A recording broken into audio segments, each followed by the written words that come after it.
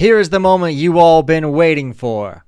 Part 2, where we talk about the good advice. And I promise I will most likely not go on a giant rant about how I am still upset about being told to carb load before a run. So, my friend, what good advice do you have for us?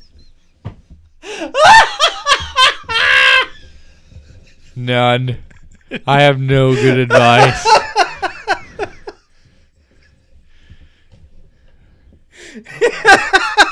Please, you gotta go see part 1. I'll link it below. Oh my goodness. Oh my goodness. Okay. Good advice. Good advice that we've been given. That is the topic of today.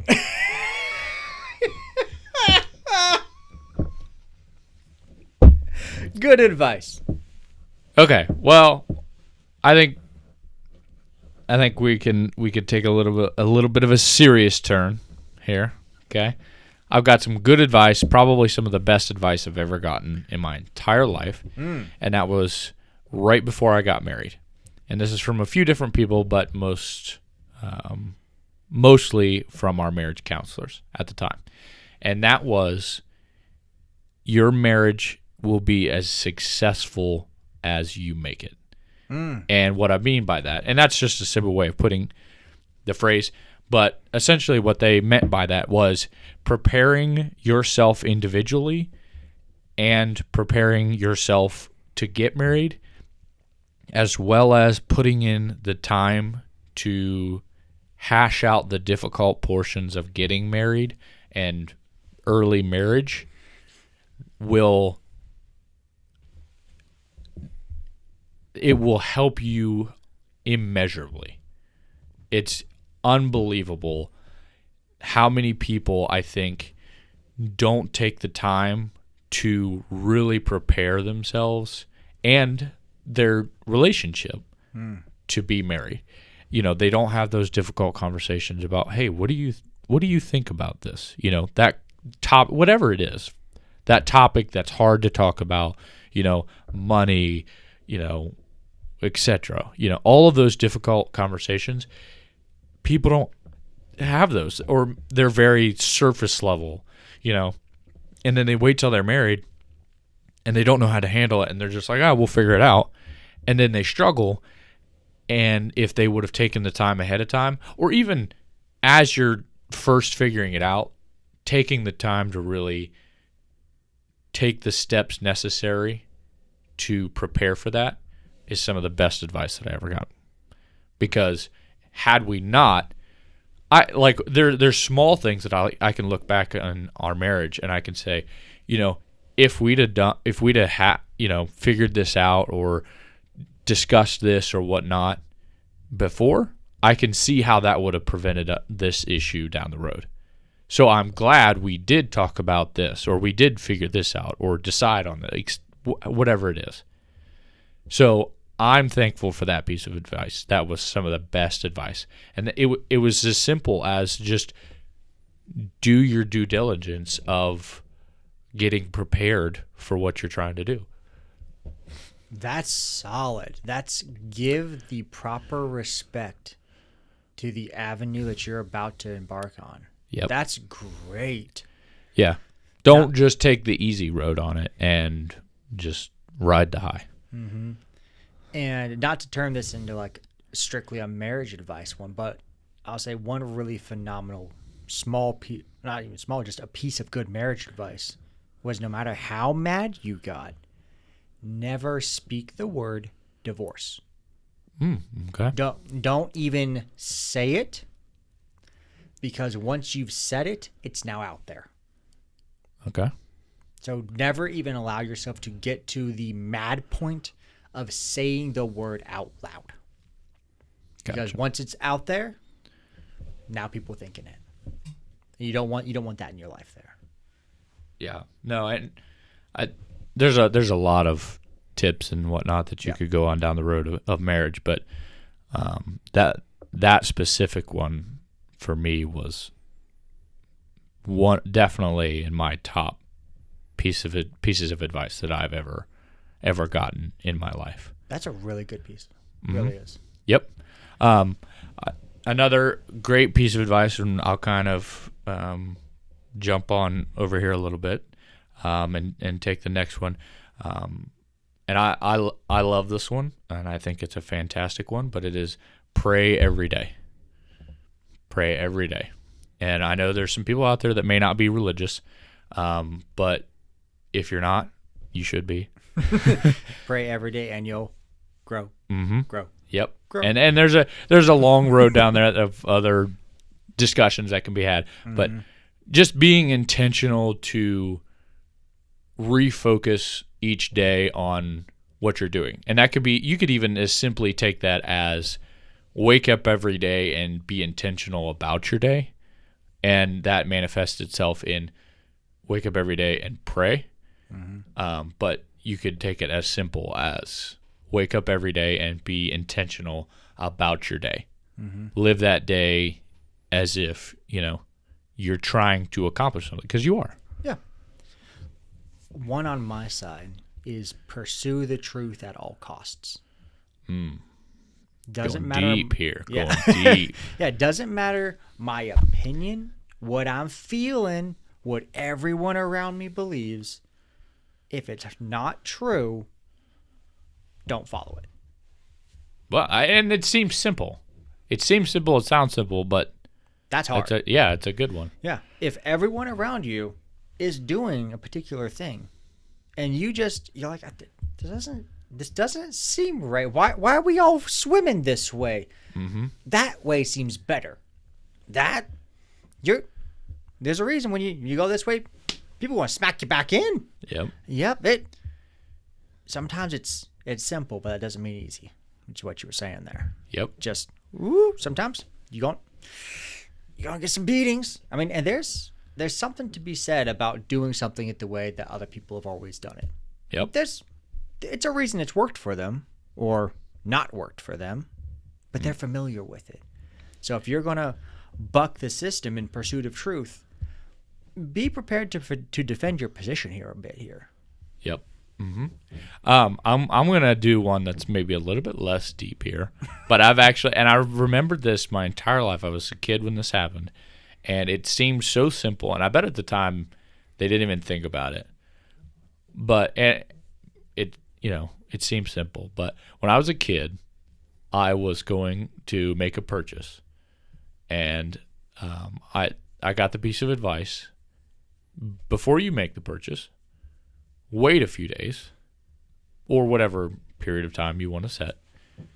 And if after that set period of time passes, you still want that item or need that item, then make the purchase. I like that. Now, that's specific to what I got, but it's essentially the concept of before you make an impulse decision, if we've talked about those items before, but before you make a purchase, especially a big one, take the adequate time to consider it and make sure that you're making a wise purchase. That could be as, before you buy a new car or, take out a new loan or whatever. It's just take the time to be considerate about those big items before that you make the wrong choice and then you regret it later. So, but I remember that to this day. I was a kid. I was buying something like a toy. And it was like, why don't you wait a week and see if you still want it in a week? And I did. And I bought it. And then I was like, probably shouldn't have bought that because now I'm bored and I want something else. But, yeah, that was a good piece of advice that I got. I'm going to go on the sports road for a moment here. And this is one, it was specific to a single moment, but is now expanded to all of life. Playing basketball or soccer, I can't remember which one, and I fell. And on the way down, before I hit the ground, Dad's in the stinking stands yelling, "Get up." I had not bounced off the ground yet, but I already knew, hey, someone believes in me enough to tell me to get up. He believes I can get up. I haven't even hit the ground yet, and he's already like, hey, what's your next step? And that one stuck with me because I basically bounced off the ground at that point because Dad said to get up. I hadn't even hit yet, but he said to get up. So, boom, just get up. Even if you know you're about to just get smacked down. No. Get up. Mm-hmm. That's just worked. Yep. Wonders. Get back on that horse. Get back going with it. Now, I've never actually fallen off a horse, but I gotta imagine that'll knock the wind out of you. It will. It will. Trust me from my own experience. I don't have a lot of horse experience, but I've got enough to know that it's not a pleasant experience. Yeah, so if you're like 5-6 foot off the ground here and you fall off of a horse, that's like, sorry. All right. Yeah. That sounds painful. I'm gonna put this one out here, and I think everyone's heard this at some point in their life, and I'm sure a lot of people have done it. Probably most people have done it, but I'm gonna put it out there with the catch of, did you do it properly? Ooh. And that is, make a budget. Ooh, that's good. That's a solid advice. It was not that long ago in my life that for the first time I intentionally made an accurate budget. And I wasn't yesterday. But like when I was a teenager, dude, I was like, oh yeah, make a budget. That's roughly what I make, whatever. Like I didn't intentionally ever make a budget. I just kind of, that's how much money I've got and XYZ. Mm-hmm. But if you take the time to actually make a real budget and plan a little bit financially, that can really help you and set you up for whatever it is that you're working on. There's a peace of mind knowing that the meal you're having tonight is 100% paid for and covered because you planned for it. There's no guilt on a meal that you planned for, as opposed to just popping it on a card because the card will swipe. Yeah. There's a peace of mind there. And if you haven't made a budget in 15 years, the other one's probably outdated. Yes. So that's a simple one. Mm-hmm. I'm going to go with the gym one now. Okay. It's real simple. Do one more rep. 99 out of 100 lifts. There's one more rep left in the tank here. And one rep not done today is a gain not got tomorrow. And because life is really, the growth is always in the one more rep. How many times do you find while you're in the gym when you do that one more rep versus when you can't or don't? How much of a difference do you notice? Drastic. Because here's what I often notice. When I go for that one more and I get it, I often find he brought a rep with him. There's another one back there, and all of a sudden, what I thought I could only do, I'm 2, 3, 4, 5 ahead now. Now, if you're bench pressing and you don't have a spotter, that is not the time to find that one more rep. That's where you use the machines. Forgive me, but you don't. Yeah, it's where you use the machines for that. But it's where you have to rely on other people. But really that one more rep, because it's all about belief. It's all about not just giving up. Like you mentioned earlier, being intentional. Yep. That's am I here to waste my time or am I here to get stronger? That's that one more rep. That's all that is. That's a good one. And only you know when you got that one more in you. Yep. It's real difficult when it's just yourself, as opposed to if you have a good buddy who's not going to, he's the kind of guy who's like, you're not done. He won't let you re-rack the weight. Yep. Within reason there. So, yeah, do one more rep. Yep. Push yourself a little. I like that. Push yourself a little bit harder and a little bit further every day. Mm-hmm. And you know, it's like the saying, one step at a time. Mm-hmm. That's a good one. That's a good one.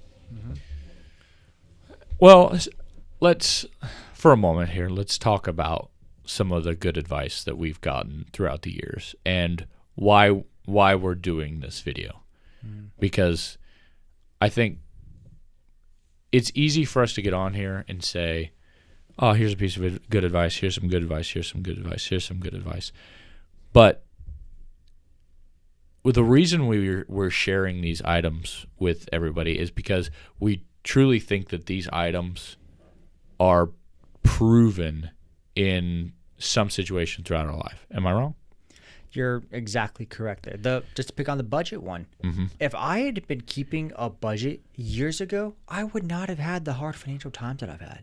I thought, I know what's in the account up here. I know I'll figure it out. Ooh, I'll figure it out. No, you won't. Have a budget. Be humble enough to say, I need a plan. Yeah. We're not, which is helpful. We're not sharing these just because these are random piece of advice that we've gotten. It's that we want to offer these to you, the people that are watching this, so that hopefully you can take one of these and say, that might actually be a good idea, and then you can benefit from it at some point. That's the point of what we're doing here, and it's not just random pieces of advice that we've gotten throughout time. And it is often difficult to find the right people to take advice from, because we've not mastered these things here. We are on the journey together with everyone else here. We're just trying to learn this together, and we're trying to say, hey, this was a pitfall for us. Hey, this was a great item for us. But finding good people to get advice from, there's some rules we have for this, which is generally, let's pick a real easy one. Don't take money advice from broke people. Yeah. It's just really that, it's kind of silly, but it makes sense. And it's not meaning that the words exiting the mouth aren't true. It's real hard to believe someone if they don't have fruit on the tree. Yeah. Well, and along that same line, the advice that we're giving is not new advice that we came up with. Like, we're not out here just spitting the greatest thing since sliced bread. But sometimes it takes so many times of hearing something for somebody to go, well, hey, maybe I should actually do something about that. Or maybe it's just the right time and the right place that somebody's watching this video and they go, hey, you know what? Maybe I can try that, or I can apply that to my life in some way. And in some way, we've passed along something that we learned from somebody else in our life to make somebody else's life better. And just because you're not hearing the advice today, play it again. Play it again. It does, like you said here, sometimes it's the right place, right time. I talk with clients all day long, and I don't say anything out. Well, I say everything I say is almost beautifully profound. But some of the things are a little more, spend less than you make. Work a little harder. Have a good budget. And when I say it in my job, sometimes the clients listen a little more. And then they'll sometimes have their significant other look over. I've been saying that the whole time. I know it's the chair. It's the jacket. It hits a little different coming from other people, come from strangers on the internet. Yep. It just hits a little different sometimes. And there are some excellent. I'd like to maybe we could point people towards some other places that they may get some good general advice.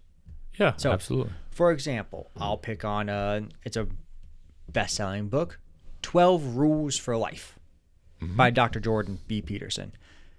Phenomenal book, 12 pieces of advice. Excellent stuff. I mean, absolutely. Rule 1, stand up straight with your shoulders back. Excellent, simple advice. It's not about standing up straight. It is, but it's not. Right. Just some good advice. Where would you point some people to? But so I'm going to point someone. Obviously, the Bible is a fantastic area to learn some phenomenal situations.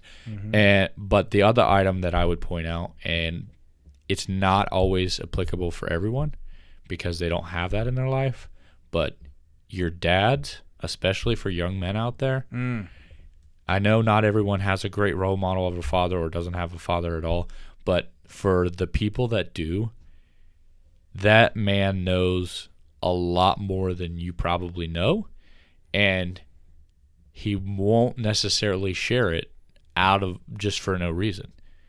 But if you ask him, he probably is more than happy to share it with you. And he's been there. He's done it. I know my dad, for my example, has a wealth of information that I'm blessed to be able to access. And if you've got a father, just take a minute to ask him about, hey, Dad, what did you do in this situation or that situation or etc. I think a lot of people never know nearly what they could from their fathers. And occasionally guys will talk about this curve here. As a kid, a young kid, Dad's your hero. He can reach the top shelf and he can do anything. And you become a teenager, oh, Dad's a total idiot. How does he not know anything? He's a drag, yeah. He's not cool. He's never been cool. I know more than him because I know more about computers. He asked me for help. And then you get that next level of, okay, maybe he does know something. You do your first tax return. Yeah. You're calling him like, Dad, what? Yeah, your car breaks down. And then my dad knows a lot. And then man, I just want to talk to Dad. I just want to ask him what he'd do. Yeah, get over this middle section as fast as possible. Yep. Get back to that, I just want to talk to Dad. Yep. Because guess what? Dad wants to talk to you. If you're blessed enough to have a good dad, he wants to talk to you. And if you, like you were saying, we are beyond blessed in this area. If you don't have that, find a good male role model for yourself. Because they're out there. They are. There are so many guys who want to help other guys. It's why we're doing this. It's why we're doing it. We're two guys on a journey here. Yep. We're like, look, absolutely. We'll go flip some cameras on, grab some microphones, and hope that something good comes of this. Hopefully we can help somebody else. Yeah. That's all this comes down to. We're all on this journey together, trying to get good advice and help with each other on this. One last one. You got one more good one to leave with everybody. Okay. One more piece of advice, one from each of us. What do you got? I'll start with mine. How about that? Okay. This is and I may have mentioned this before, but I think it's fantastic. And I don't always do it, but I should. And it was a video of a Marine who was giving, I think it was a graduation speech for some Marines. And he said, wake up every morning and make your bed. He said, and he goes on to share why and etc. And I won't go into the whole video, but essentially he was saying, if you wake up every morning and you make your bed, even if you go out and you have a horrible day and you don't succeed in what you were hoping to succeed in, you can at least come home at the end of the day and have that one small victory to come back to. You started your day with a victory, and you get to come home to that one small, minute, positive thing that you started the day with. But it also starts your day in the right way. You wake up, you make your bed, and you started the day with I'm preparing for my day. I'm preparing with a small gesture of really a small victory. So that's my last piece of advice. Wake up every morning, make your bed, or at least be intentional about how you start your day. So I'm going to take one from my dad, and it's, there's one way to live, and it's all out. And it's about being truly intentional and giving your full heart and commitment to whatever you do. That's deep. Yeah, I kind of, I have to chew on this one way too much because I'm way too easily distracted. Yep. I get up in the morning, I go to the gym, I work out, but I'm in my present in each of those moments there. It's, it's silly to say, oh, I'm present when I'm doing a rep. Well, kind of, but what about am I present when I'm at work, when I'm with my wife, when I'm here? When you're scrolling on your phone. Mm-hmm. That's not being all out. The whole concept of multitasking, that's not really a thing. If you're a crane operator and you're scrolling through TikTok, you're not doing one of those great. Mm-hmm. There's no true multitasking like that. There is being all out, committed, and then truly finding the thing to be committed to. Yep. That's what that comes down to. I saw a clip of Matthew McConaughey, which love him or hate him, but he was talking about the if, ands, or maybes, or the not being fully committed. Excuse me. He said, those are the things that keep you up at night. Mm. The items that you were like, half-hearted, not really committed, whatever. He said, that's the kind of thing that keeps you up at night, and that's not the kind of thing that I want to do. I'll try it. I'll be committed. I'll give it my all. And if it doesn't work out, then it doesn't work out. But at least I know that it wasn't because I didn't try hard enough. So excellent piece of advice.